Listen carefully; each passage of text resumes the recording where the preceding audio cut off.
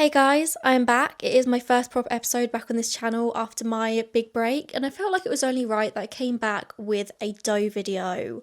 I'm still working generally through how I feel about the morals, the ethics around true crime, but there is no doubt in my mind how I feel about sharing Doe cases, and that is very good. I want to share these stories. I want to be able to help the unidentified be reunited with their names. And the Jane Doe case I have for you today is a particularly baffling one because this isn't your standard story of a decomposed body being found in a hidden place. No, this story is centered around an embalmed head being found in the woods of Economy, Pennsylvania, which is a Pittsburgh suburb. This woman is known as Beaver County Jane Doe. The police here don't suspect that she was necessarily a homicide victim. Her body had clearly been through the due processes after death. So how has her head ended up here about 30 foot off the road in a random Pittsburgh suburb? But before I get into the story, I want to take a moment to talk about our sponsor today, Scatter Slots. It is not possible to make these videos without the support of sponsors and also your support, the viewer support. So please make sure you go check them out in the description box down below.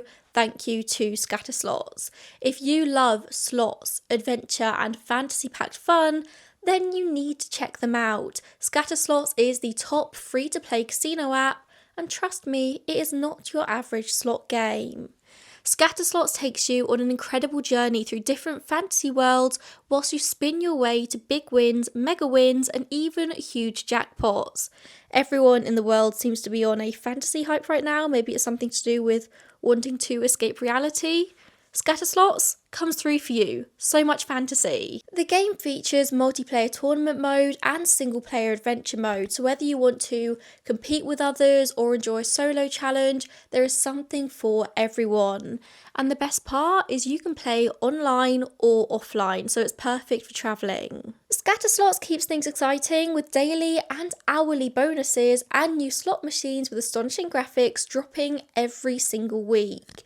You have mysterious slots, unexpected rewards, and the game really keeps you on your toes.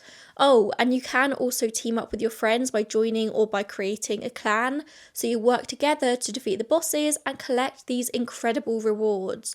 More spins, more wins, more fun. And the best part, you can jump in right now with a massive welcome bonus of 12 million bonus coins.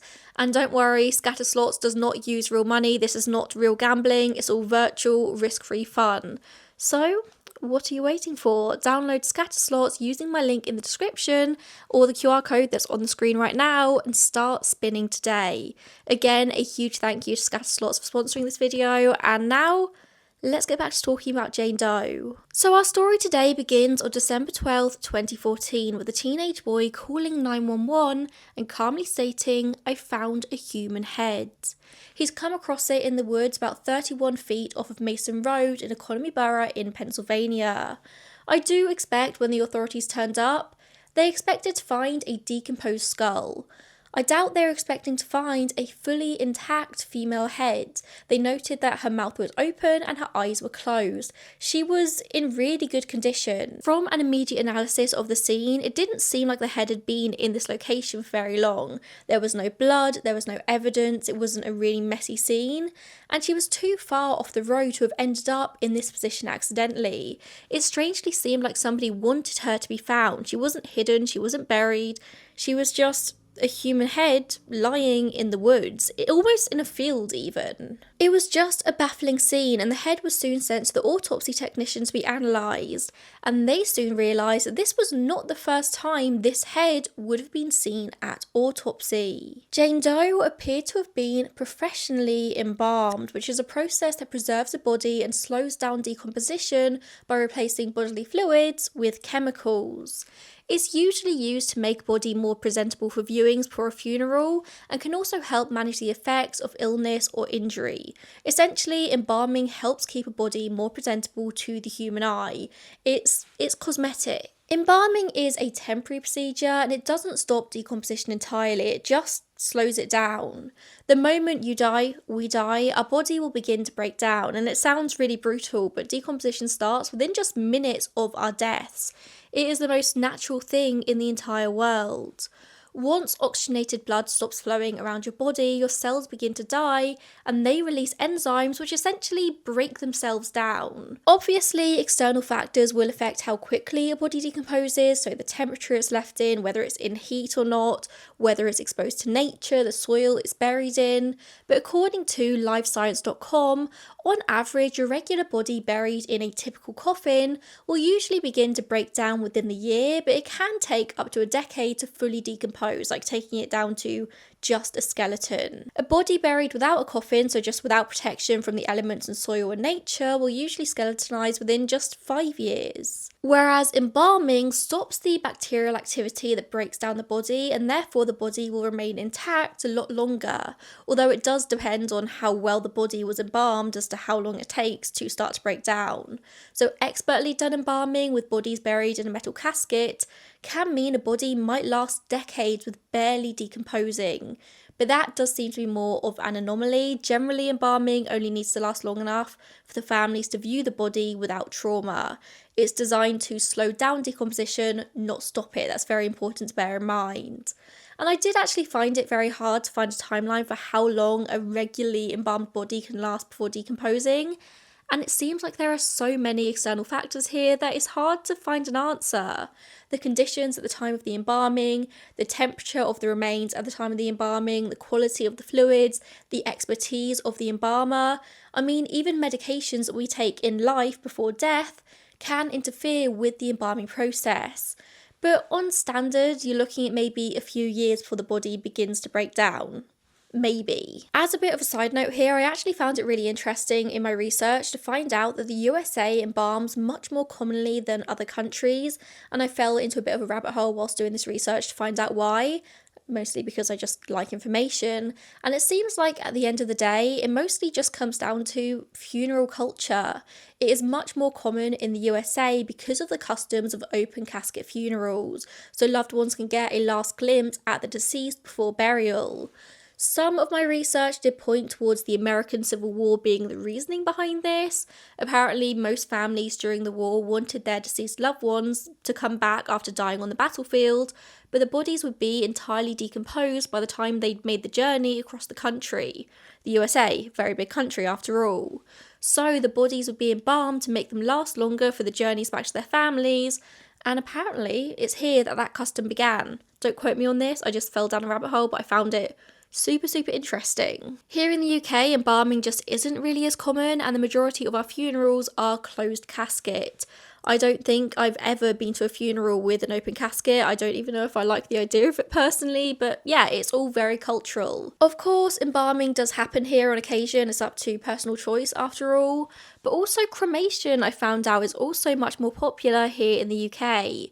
According to statistics, as of 2022, 80% of all deceased people choose to be cremated in the UK, whereas numbers from 2020 in the USA report just 56%.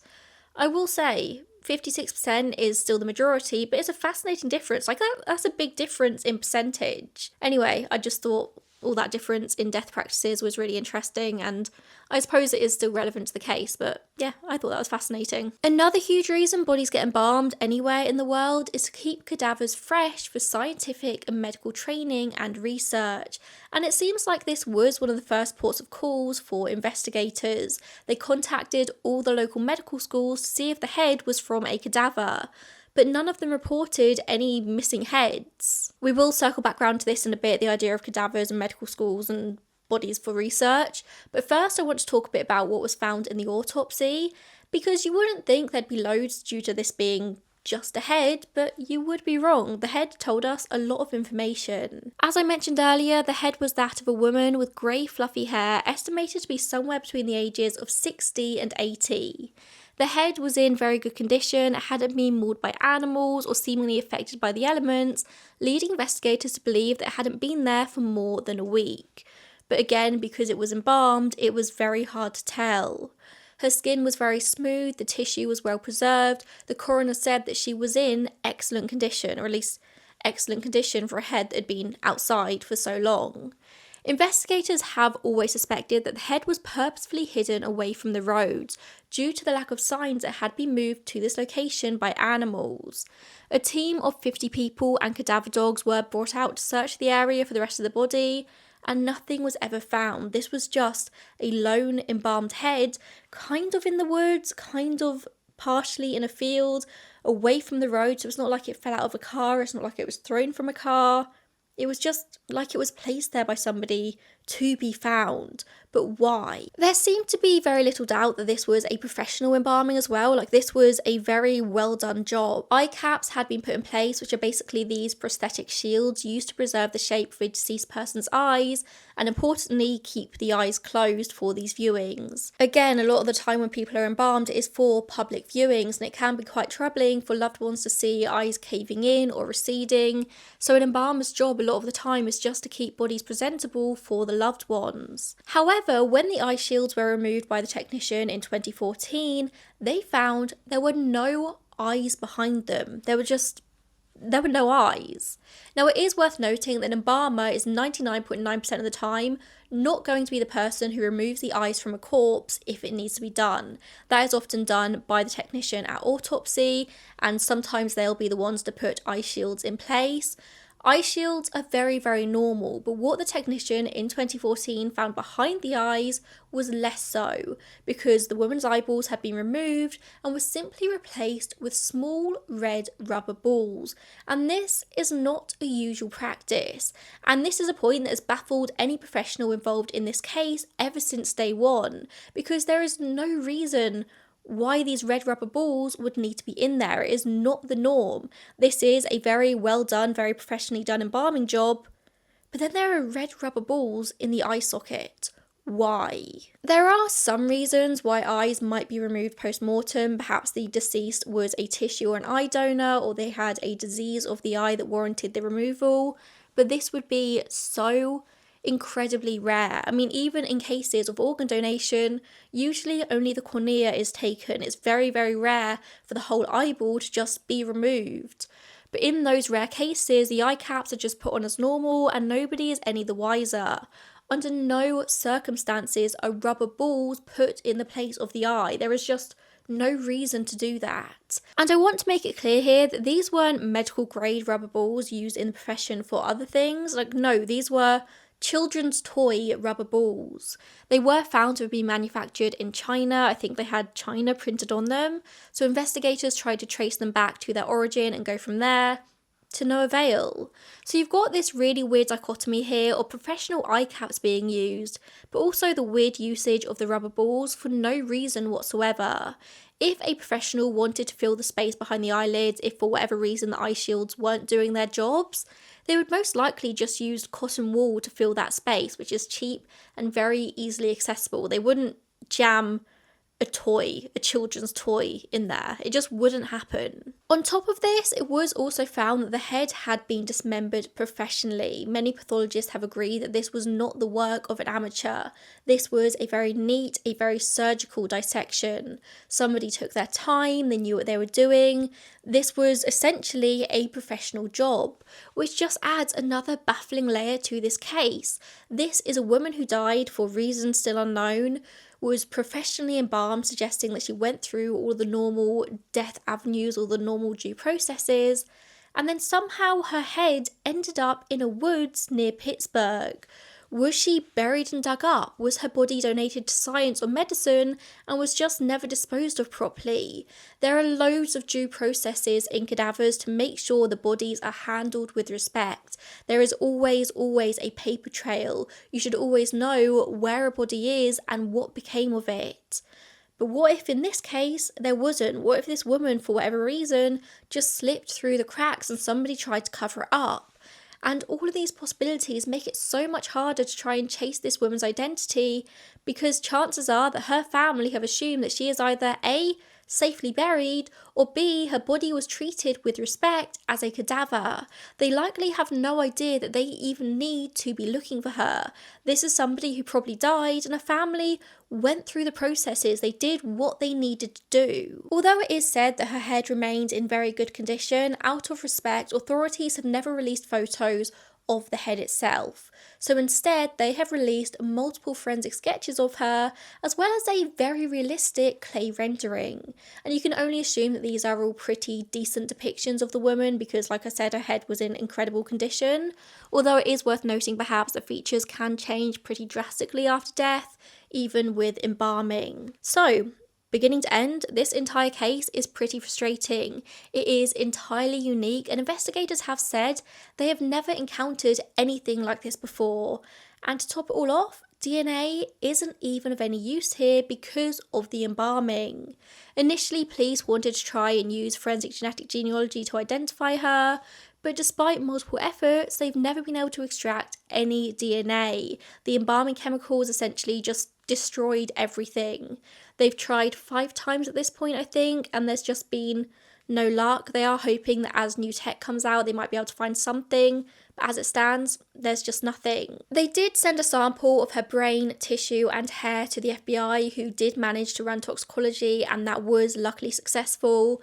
There were traces of methadone, lidocaine, atropine, and methacholine in Jane Doe's system, which did give them a few clues here. It suggested that she suffered with chronic pain, some sort of cardiac problem maybe, and they also likely made an attempt to resuscitate her at the time of her death, which is all very good, helpful information, but it's not exactly identifiable information. These are quite common drugs. And this is where we come on to some theories in this case. The most common theory here seems to be that this head was part of the body trade, with investigators believing that the head may have been severed not by a medical professional, but instead by a so-called body broker, somebody who sells body parts from cadavers donated to science. It's very likely that this was not a case of grave robbery. I mean, if it was, no cases were ever reported that involved a missing head, and it is pretty obvious if a grave has been robbed due to all of the broken earth. Investigators did contact every cemetery and morgue within a certain distance of where she was found, and obviously we don't know that Jane Doe came from this area, but you would think this kind of thing would be reported anywhere in the country, like a body suddenly turning up without a head. You'd probably report that to somebody, and there's been no cases of that, or at least no cases that have been able to be linked to this one. So instead, it is pretty widely thought in this case that Jane Doe's head was used in the body parts industry. In the USA, body brokers are companies that acquire dead bodies, dissect them, and then sell the parts for profit to medical research. I don't think I need to point out the huge ethical complications of something like this, but it happens, and for the most part, it is legal. According to Reuters, the industry's business model hinges on access to a large supply of free bodies, which often come from the poor. In return for a body, brokers typically cremate a portion of the donor at no charge. By offering free cremation, some death care industry veterans say brokers appeal to low-income families at their most vulnerable. Many have drained their savings paying for a loved one's medical treatment and can't afford a traditional funeral, and that's where body brokers come in. They say, we will take your loved one for medical research, but we will cremate part of them so you can keep them with you. And it seems like a win-win, only it's not a win-win. They are targeting the most downtrodden in society. And believe it or not, there is a big market for dead bodies. In most states, anyone can legally purchase body parts, and there is no federal law that governs the sale of cadavers or body parts for use in research or education. There's very, very little oversight here. It's essentially a free-for-all where people can profit off the sale of human bodies. And the poorest of society are the ones who are most affected by this, families who don't have any other choice. Poor people don't always have the privilege to choose what happens to loved ones after they die. Funerals, burials, cremations are all so expensive. And in a 2017 article by Brian Grow and John Schiffman, Reuters were able to identify thousands of body parts that had been missing or desecrated since 2004. And all of this is what anatomy professor Michelle Vitale suspects is the case here. She stated that the cut beneath the skin on Jane Doe's neck was very smooth and very exact. There were 2 slits in the back of the neck where the cervical spine had been removed on purpose. Basically, for body brokers, it is much more profitable to separate the head and the spine for sale. They're both able to be sold to different buyers, and Jane Doe's head was perfectly separated from her spine. In an attempt to prove their theory about this, investigators did decide to go out and purchase another human head. They wanted to see firstly how easy it was to do that, and secondly how the head was cut if the spine was removed in the same way. But they did thankfully quickly abandon that plan. I honestly don't know if it's ethical to go out and buy another human head just to see if this case can get solved. I don't know. I do know there are so many pros to this kind of thing. Like, there must be so much research, so many advancements made in medicine and science that will be down to cadavers procured in this way. But it feels weird, it feels wrong, it feels morally questionable, and it is unregulated for the most part.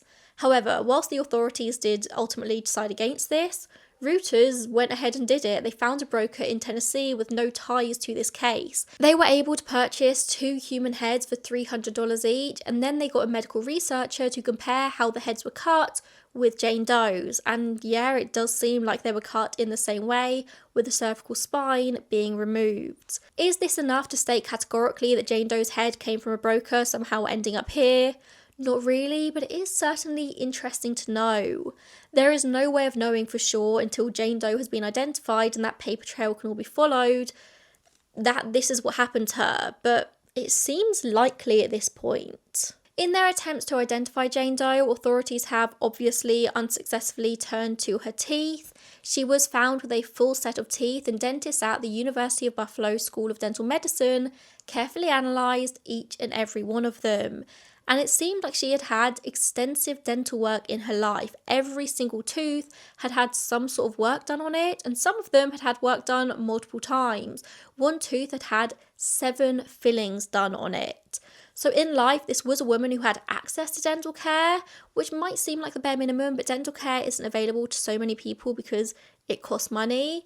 But this wasn't by any means top level care. Like, she couldn't afford the level of care that she needed. She probably needed crowns, but instead, because she couldn't afford that, she just had filling after filling after filling, which wasn't great, but it kept her teeth in her mouth, I guess. Apparently this work was well done. It wasn't exactly a bodge job, but it wasn't the kind of work that she actually needed doing, and she likely knew that. So the assessment here was that this was a lower income woman who may have grown up in an area where the water wasn't fluoridated because her teeth just generally were not in good condition. Analysing the fillings in 3 of the teeth, they also found that the material used was something that wasn't available to dentists before 2004. So finally, they had some sort of timeline here. She had to have been alive, receiving dental work after 2004. Because with the head being embalmed, it was really hard to figure out any sort of timeline here. Like, she could have been dead there for decades. But no, finally they knew that 2004 was the cutoff. She was definitely alive in 2004, and the body was found, or the head was found, in 2014. So that gave them a 10-year timeline here. And there was also isotope analysis done here as well. According to a Daily Mail article from 2015, Beaver County District Attorney Anthony Barosh was working very hard in this case. He was hoping that isotope testing could provide the answer. And he hired a company called Forensics Incorporated to test for isotopes. In theory, isotope testing should tell you where somebody spent a lot of time in their life, so where they grew up, where they spent the last few years of their life. And this is thanks to isotopes in the food and water that we all consume. And this is a good thing in theory, but in practice I've seen isotope testing be wrong way more than it's been right. But isotope testing here apparently revealed that Jane Doe moved several times in the months before her death, which Barosh suspected might mean that she was in the care of various family or friends due to some kind of illness that she had. She couldn't care for herself. She also apparently lived somewhere in the Allegheny Mountain region, I don't know if I pronounced that right, sorry, which does include western Pennsylvania, stretching as far north as eastern New York, eastern Ohio, northern West Virginia, and Maryland. And this is the general area in which she was found, so it kind of makes sense that she would come from this area. But again, take isotope testing with a pinch of salt, always. And although she was from the general area, they do not think she was specifically from Beaver County. They don't think she was there in the months before her death. They think she came from elsewhere, but but still local enough. The same general area, but not Pittsburgh, exactly. One of the biggest leads I've ever followed through on in this case refers to a woman who died in 1952 called Teresa DiCarlo. So in January 2015, the clay sculpture of Jane Doe was released to the public. As a result, the police got about 20 people calling in with leads, and they of course followed up on every single one of them. But the most interesting was a lead from the coroner of Fayette County, which is about 90 miles south of where Jane Doe was found. And the coroner told them about a break-in at the DiCarlo family crypt in Union Cemetery on August 4th, 1988. One of the caskets in this family crypt was pulled from the wall, and that belonged to Teresa DiCarlo. She had passed away in 1952, so 36 years earlier. And when police went to investigate this, they went into the crypt, they found that the glass liner had been smashed and Teresa's head was missing. This was not a professionally done job by any means. They found that a knife was likely used to remove Teresa's head, and they did search all of the local area, expecting that her head might have been discarded somewhere nearby, but it was never found. They also didn't find any other grave desecrations. It was literally just this. It seemed very targeted. However, the police at the time didn't believe this was a classic theft because no jewellery was taken, nothing else was taken. It was just the head, and this led people to believe this was down to a satanic crime. According to the police at the time, this was 1988, there was an active satanic cult in the area, but I would again take this with a pinch of salt because it was 1988, the satanic panic was at its peak, and basically everything that didn't have an obvious answer in this time was put down to Satanism. So many people in this time genuinely believed in satanic ritual abuse. Anything that couldn't really be explained was put down to this. And you will find so many cases from the 1980s, from the 1990s, where Satanism is a genuine theory in cases. And this case is clearly no exception. I do have an episode about the Satanic Panic. If you want to go and watch that, it is one of the most interesting videos I've ever made, in my personal opinion. It was just a wild, wild time. And in Teresa's case, that is what they believed had happened. Whether or not that was the case, I can't tell you because her head was never found. But upon getting this lead, they very much followed through on it. They compared Jane Doe's head with Teresa's, and whilst there was definitely a resemblance between them, they were both old white women, that was kind of where it ended. Also, we do know at this point that Jane Doe had dental work done after 2004 and Teresa died in 1952, so very quickly it was very obvious that this was not the case, but they followed through on it anyway. There is an Unsolved Mysteries episode about this case, literally the newest season on Netflix, and in that episode they talk about a possible suspect in this case, and I do always take Unsolved Mysteries episodes with, again, a pinch of salt. I keep saying a pinch of salt in this episode. I do always take it with a pinch of salt because they have got to dramatise to a certain point. They've got to have interesting things to talk about. And whilst I think they are a good source, I don't always take it and run. I haven't even really watched it. I watched parts of it for this episode, but I try not to watch them all because I don't want it to sort of affect how I tell a case. But anyway, they speak about a man called Jay Grabner. So as I mentioned earlier, the person to find Jane Doe's head was a teenage boy called Charles.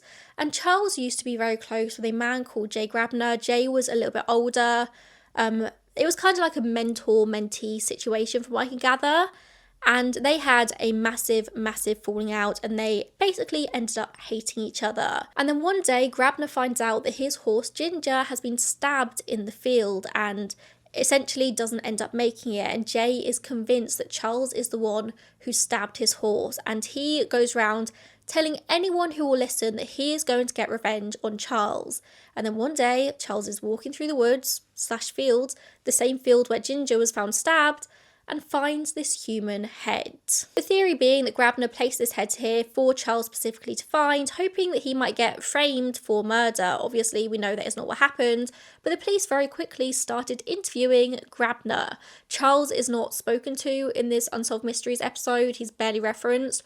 All of the police attention immediately went to Grabner, and they found out very quickly that Grabner had a very intricate knowledge of the body broking industry. He spoke about body broking conferences held at a local hotel, and he told the police how at these conferences they often throw out or discard the body parts into the trash cans at the back of the hotel. How did Jay know this? We don't really know, But he did. But it was very suspicious that he knew this because not many people have an intricate knowledge of the body broking industry. And again, the obvious theory here is that Jay went to this body broking conference, went through the trash cans, found a head, and placed it in this field for Charles to find to frame him for murder. The police even put him through a polygraph test where they asked him the obvious questions like, did you place this head here? Did you find this head in a trash can around the back of the hotel, etc., etc.?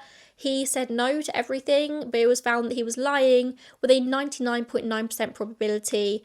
Of course, we know not to really trust polygraph tests, they don't really mean anything, but he was found to be lying about every single question. So take from that what you will. Sadly, Jay Grabner ended up taking his own life in 2020 and the police had no further answers, and from there, that lead has kind of died. And even if Jay Grabner was the one to place this woman's head in this spot to frame his old friend Charles for murder, which obviously did not work, it still doesn't provide us with any more answers as to who Jane Doe was. It just tells us how awful the body broking industry is. They are just discarding of body parts in trash cans behind hotels where they are holding conferences.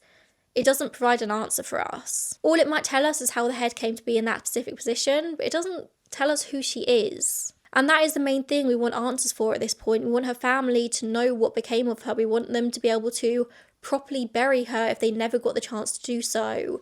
A funeral was held in 2015. My notes have stopped rolling, so I'm trying to remember now, but I'm pretty sure a funeral was held in 2015 where her head was buried. And so if she is reunited with her family, and if they did end up donating her body to these body brokers because they couldn't afford to bury her, there's every chance they might actually be able to bury her head if we can find out who she is. But that is a massive, massive struggle because there is no DNA here and the family probably aren't looking for her. The family won't have a clue that something bad happened. So here's what we probably know about Jane Doe. We know that she was between 60 and 80 years old. We know that she likely spent a lot of her life in the northeastern area of the USA. We know that she likely died of cardiac problems and efforts were made to resuscitate her at the time of her death, suggesting that she was with people when she died. We know that she likely went through the due processes after death. She went through autopsy. Her hair was styled. She looked like somebody had made an effort to make her presentable. She probably was viewed after her death, again suggesting that she had loved ones. We also know that she was likely on the lower income end of the spectrum. She had lots of work done on her teeth, but could probably never afford to get the work that she actually needed done, which was probably crowns. Instead, she just got filling after filling after filling. She might have had teeth problems, jaw problems in life. And that is about all we know about Jane Doe. If you live in this area around Pennsylvania, Pittsburgh, economy, make sure you are sharing this information with the people in your life. This is a case that at this point is only going to get solved through word of mouth, through people seeing her photos, seeing the clay renderings, because as I've said multiple times, there is no DNA here. A huge thank you to Scatterslots for sponsoring this video. If you want to go and check them out and support me and support them, the link will be in the top line of the description box. Thank you so much for tuning in today, and I will see you in the next one. Bye guys.